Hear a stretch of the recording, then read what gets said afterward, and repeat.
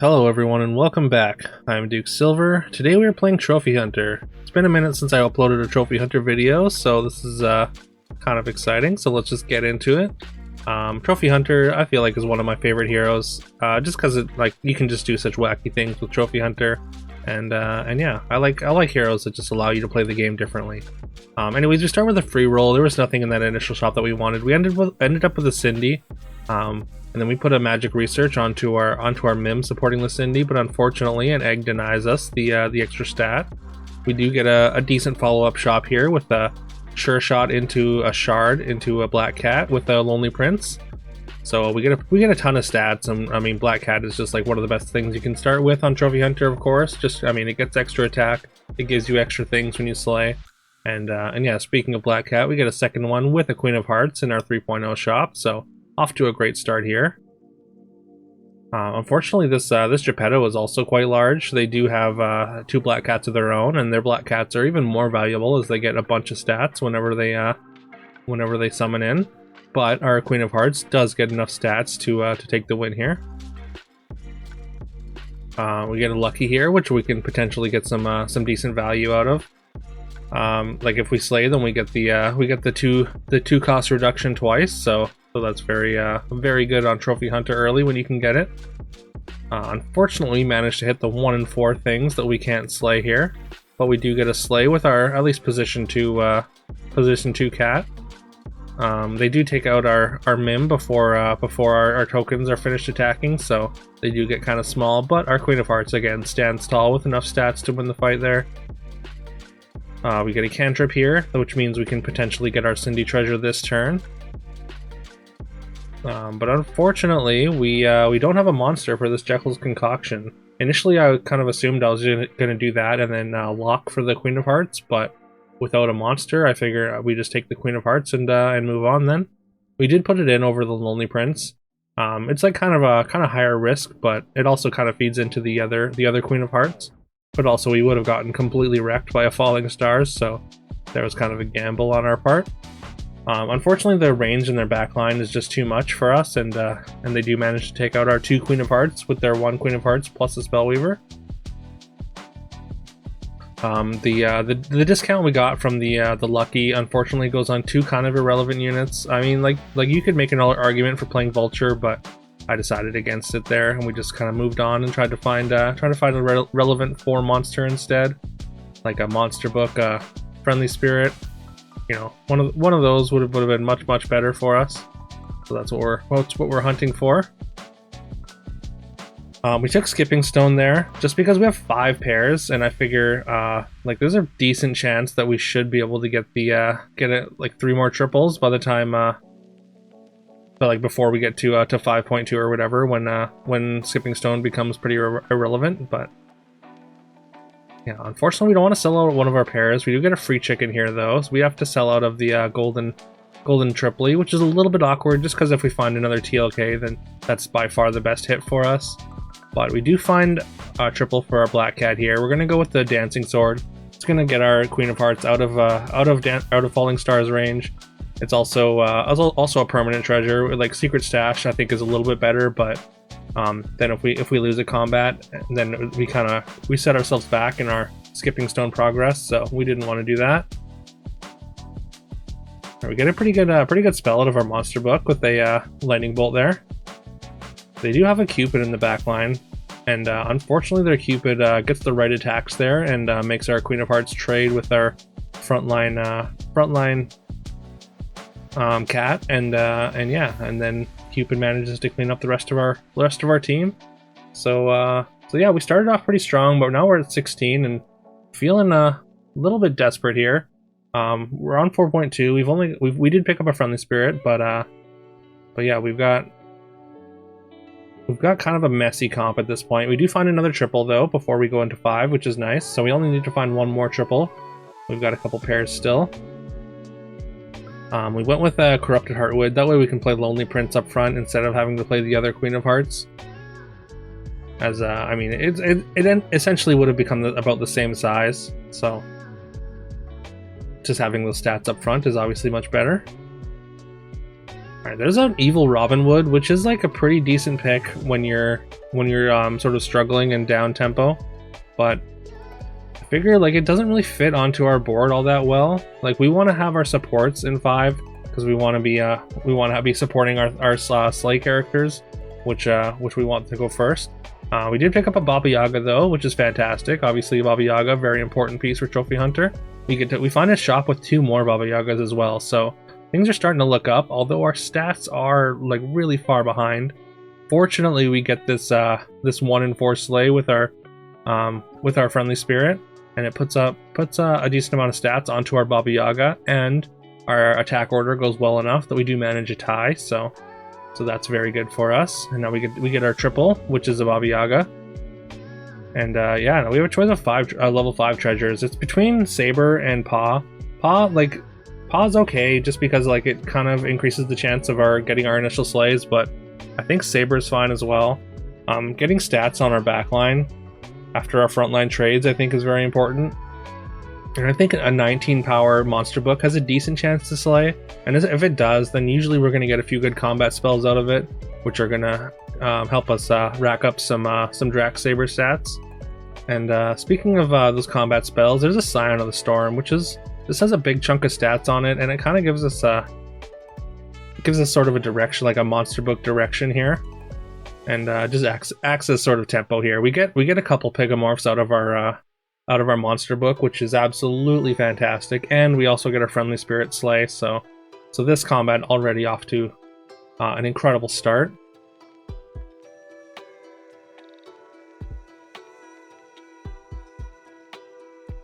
And yeah, and final smite there is from our monster book is enough to seal the deal, as our backline kind of stands tall there. We're going to cast all the cantrips we can here. And yeah, we need to find direction. Empress P would be a good direction. We would definitely take more Scions. But yeah, having only a single monster book and a single Friendly Spirit at this point is a little bit unfortunate.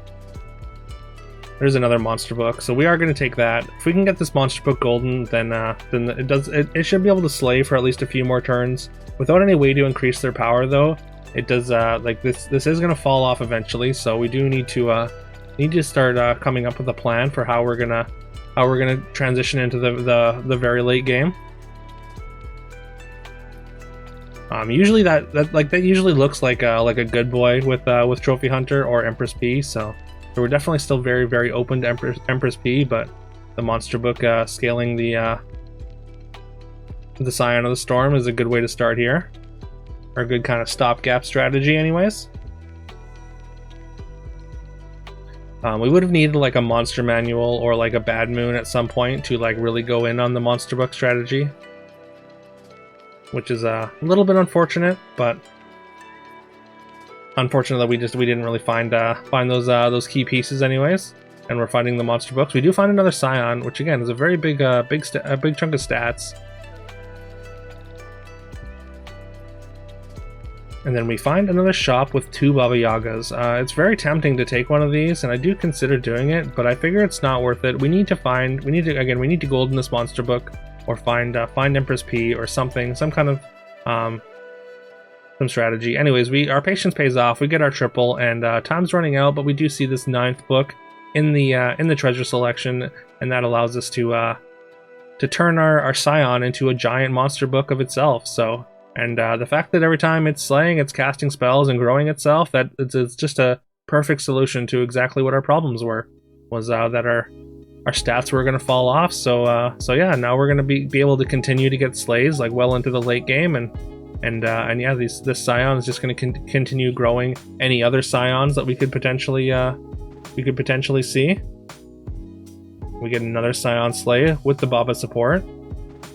And yeah, now this Saber looks actually incredible, because the amount of things we're going to be able to take out with our Scion slaying with Baba's support is going to put just a ton of stats onto our Baba, and just to kind of enhance that, we've got the Empress P now.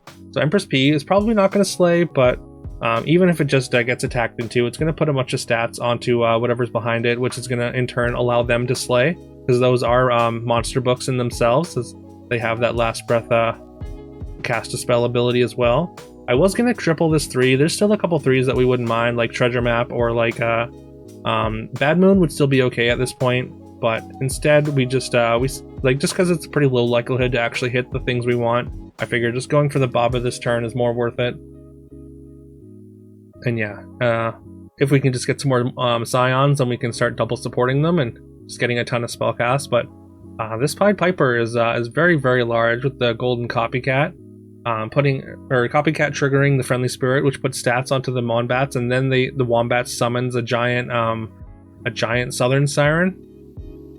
So yeah, pretty unfortunate sequence of events there.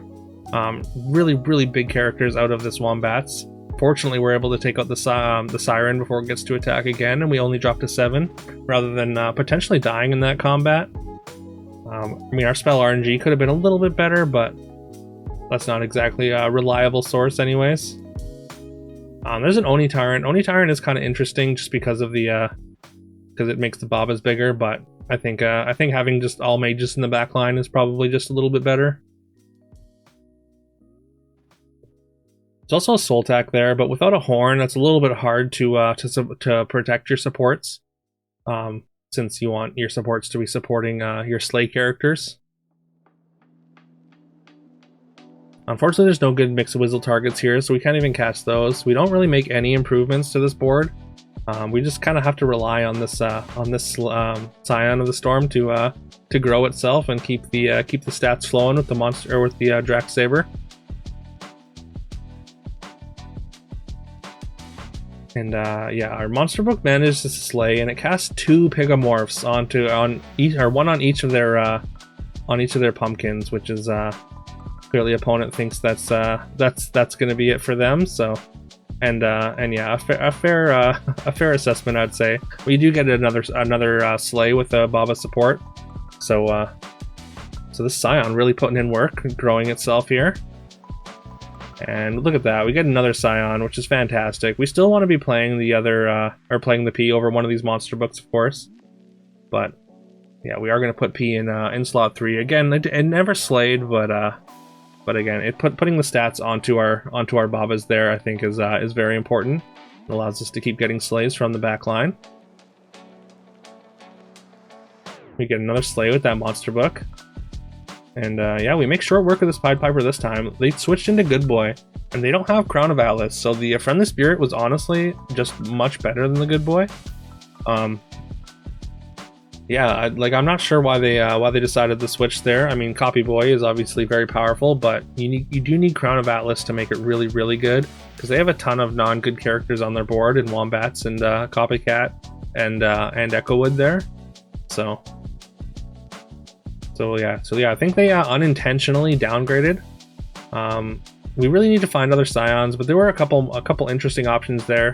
Like making an Evil P it's not a great option, but also we could have taken an Apple Tree, which kind of equalizes the giant stats they can get out of those Wombats or from the Copycat. Also, Yorm was a consideration, just because we're pretty guaranteed to get slays with our Scions here, but I decided that it just wasn't worth the 6 gold. I don't think it was enough of an improvement. And yeah, we get paid off with our patience and find another Scion. And we double support 2 of our Scions here. So we just get a ton of spells out of these slays. And each of those spells growing our Scions. And yeah, there we go. We knock out the Pied Piper. And our Golden Scion still standing tall there. And yeah, there we go. 9th book, Trophy Hunter. One of my favorite things to do in the entire game. As you can see by the results in the top right, this is at the end of a pretty hard stream. A lot of disappointing results, a lot of bad RNG. So this one felt great. And yeah, if you want to follow along live and hang out during the games, you can follow my Twitch. My Twitch will be in the description as well as in the pinned comment. I also post on the community tab every single time I go live. So yeah, if you have notifications turned on, you can see those when I post. And yeah. It would be great to see you over there. Anyways, please leave a like and subscribe if you haven't already. It really helps the channel and I really appreciate it. Leaving a like lets YouTube know that it should recommend my content to more people, and I would very much appreciate that. And yeah, I hope you all have a great rest of your day. I will see you tomorrow.